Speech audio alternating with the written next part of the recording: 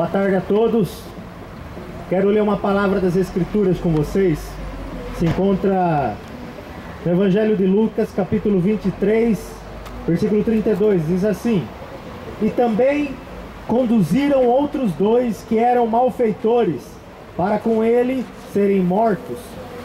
O 39. E um dos malfeitores que estavam pendurados blasfemava dele, dizendo: Se tu és o Cristo, salva-te a ti mesmo e a nós. Respondendo, porém, o outro repreendia-o, dizendo: Tu nem ainda temes a Deus, estando na mesma condenação?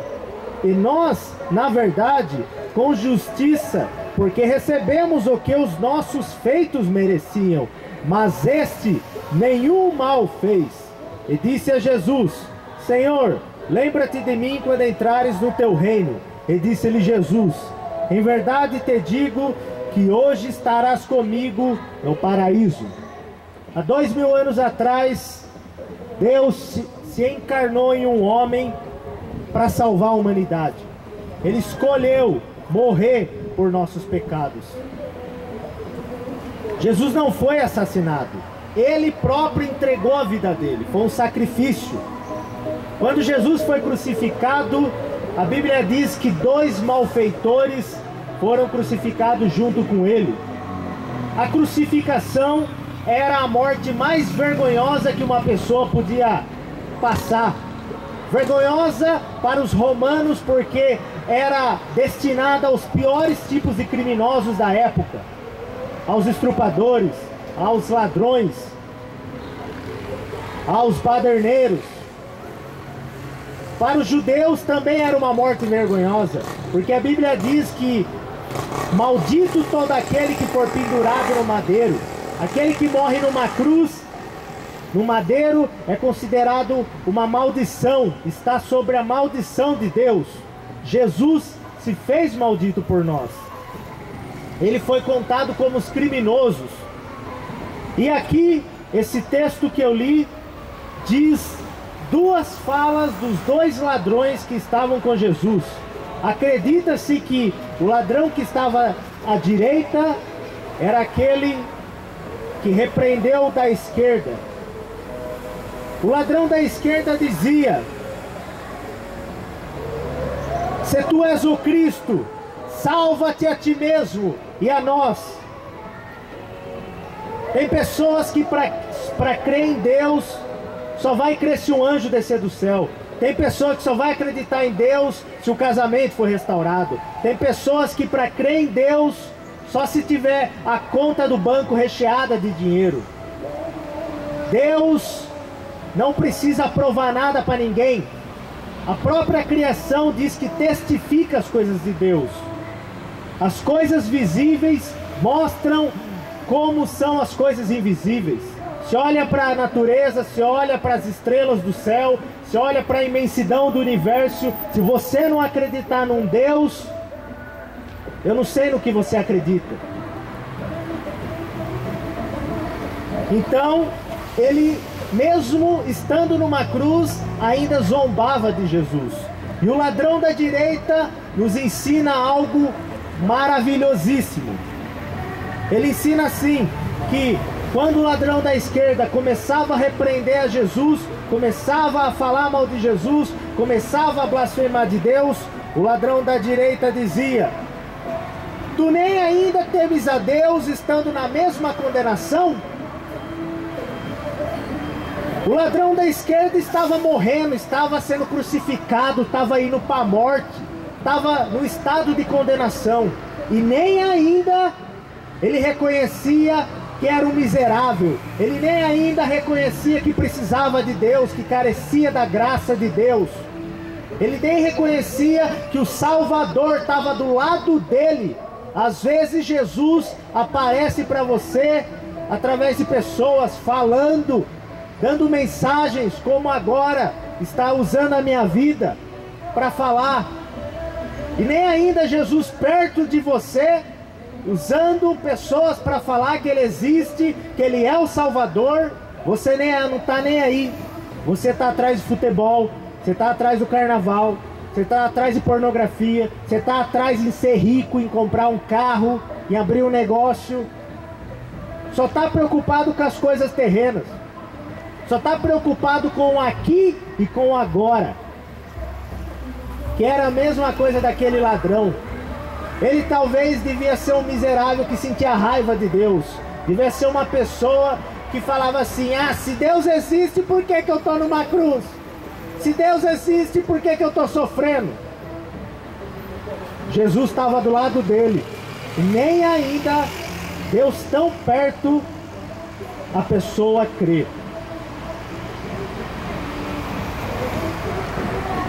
Estando tu na mesma condenação. Tem pessoa que às vezes está morrendo, está com a vida no fundo do poço. A vida é uma desgraça, é uma vida infeliz, é uma vida sem paz. A pessoa todo dia vive estressada, vive dependendo de calmantes, vive dependendo de sentir prazer, de buscar a cada momento alegria, buscando alegria e paz na bebida, no cigarro. A pessoa, e nem ainda crê em Deus, nem ainda estando condenada.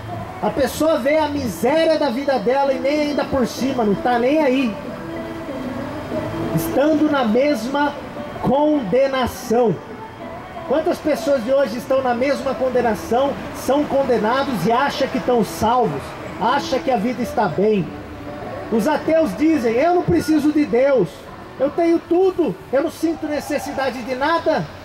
O diabo às vezes cerca a pessoa de coisas boas, entre aspas, para que ela não venha buscar Deus, para que ela ache que ela é autossuficiente.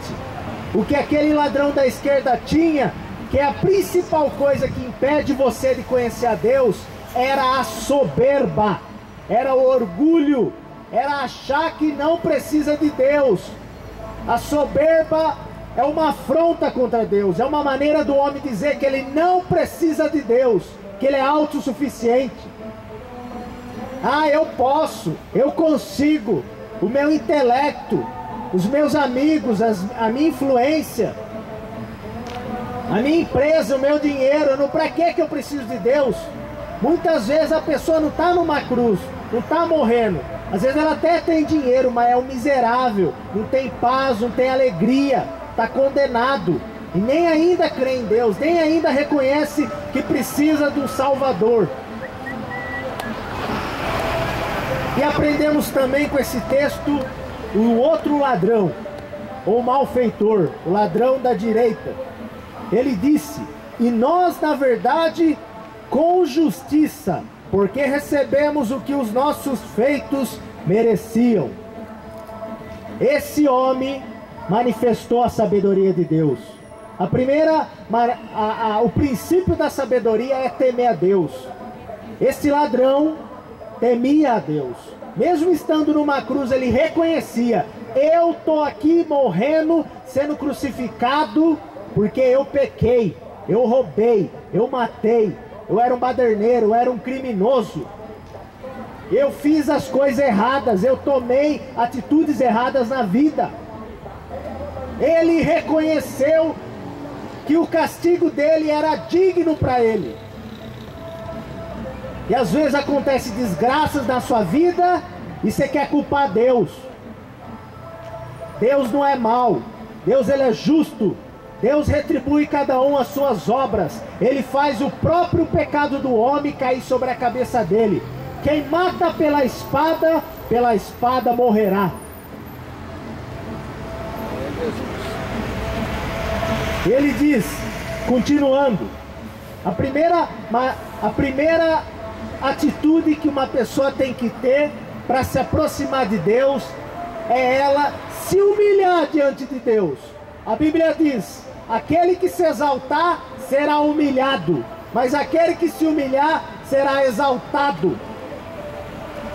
Esse ladrão que reconheceu os seus pecados, ele estava se humilhando, ele estava reconhecendo a sua mazela da vida, a sua vida desgraçada. Desgraçado não é um palavrão, mas significa sem a graça de Deus, sem o favor de Deus, sem a benignidade de Deus. E a partir daquele momento ele reconheceu.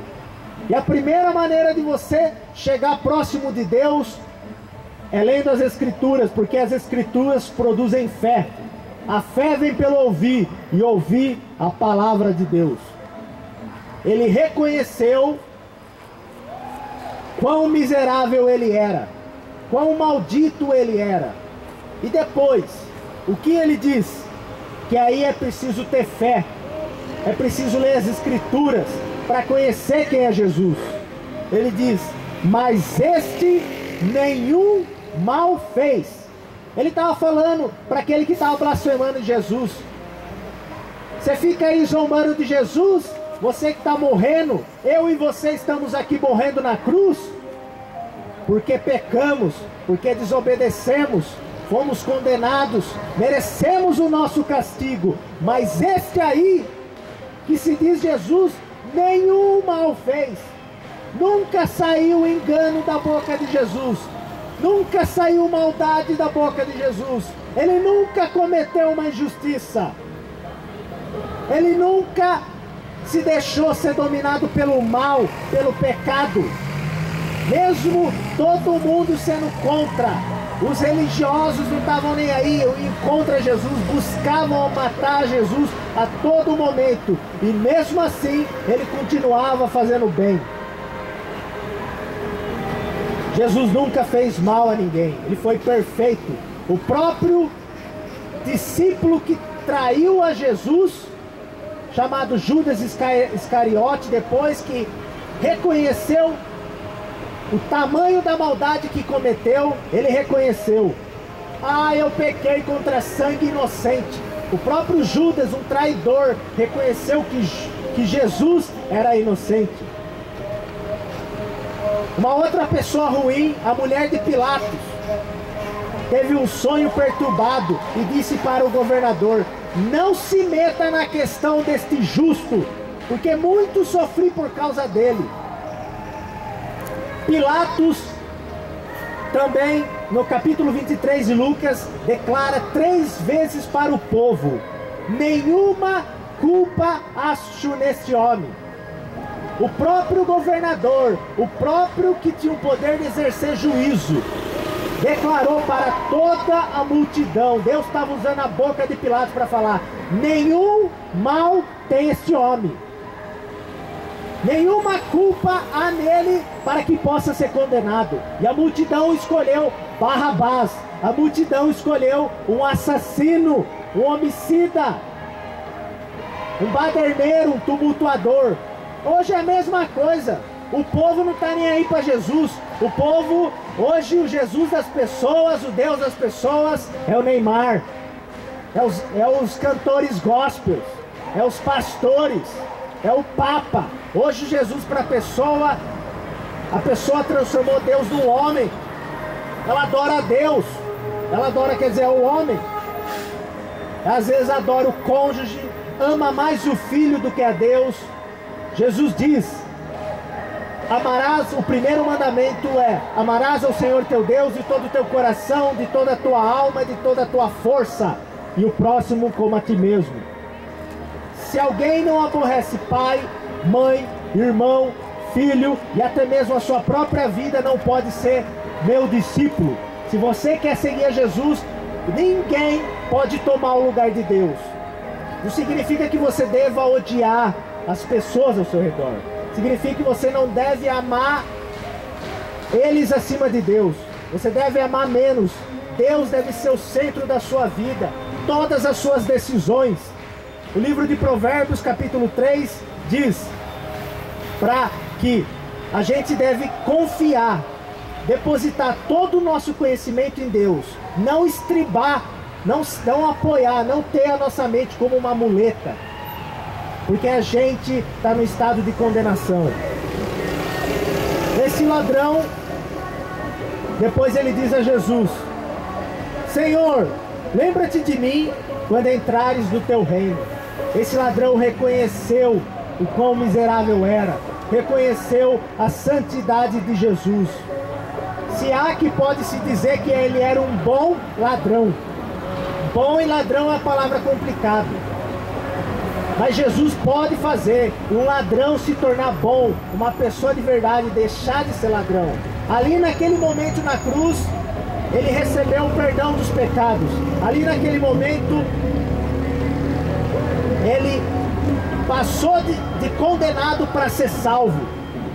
Ele não precisou fazer nada, ele não precisou entrar numa igreja, ele não precisou se batizar, ele não precisou rezar o terço, ele não precisou consultar o papa, o pastor, o bispo. Ele não precisou fazer nada, ele só precisou crer. Efésios 2,6 diz: pela graça sois salvos por meio da fé. Isto não vem de vós, é dom de Deus, não vem das obras, para que ninguém se glorie. A salvação é totalmente dádiva de Deus, é um presente de Deus que vem do alto. Não há nada que o homem possa fazer nesta terra para trazer Deus, a não ser crer, a não ser pela fé, a não ser se arrepender dos seus pecados. E esse ladrão se tornou uma pessoa boa, ou seja, no último momento de vida, ele se tornou santo. É o que muitas pessoas rejeitam, não aceitam, se escandaliza. Como pode uma pessoa pecar a vida inteira, se no último segundo da vida dela, ela se arrepender, ela vai para o céu? Porque não é mérito de obras, é pela fé. Mas eu digo que ninguém sabe quando é que vai ser a última hora. Quando você sabe o dia da sua morte? Quando você vai saber quando você vai morrer? Ah, primeiro eu vou casar, primeiro eu vou abrir o meu negócio, depois, eu vou terminar minha faculdade, depois eu penso em Deus. E Jesus disse: em verdade te digo que hoje estarás comigo no paraíso. Jesus perdoou os pecados daquele ladrão. A Bíblia diz em João capítulo 1, que se confessarmos os nossos pecados, Ele é fiel e justo para nos perdoar e nos purificar de toda injustiça. Aí aonde você está, se você fizer uma oração falando: Senhor Jesus, entra na minha vida, perdoa os meus pecados, você pode se tornar um filho de Deus. Você pode ir para o céu. Se arrependa, hoje é dia de salvação. Deus é um justo juiz que se ira todo dia. Se o homem não se converter, Deus afiará a sua espada. A própria palavra é que está te julgando. Não sou eu que estou te julgando, é a palavra de Deus que nos julga, que nos condena. A palavra de Deus testifica que existe um inferno, testifica também que existe um céu. Se arrependa dos seus pecados, conserta a tua vida e vem para Jesus. Deus abençoe a vida de vocês. Amém.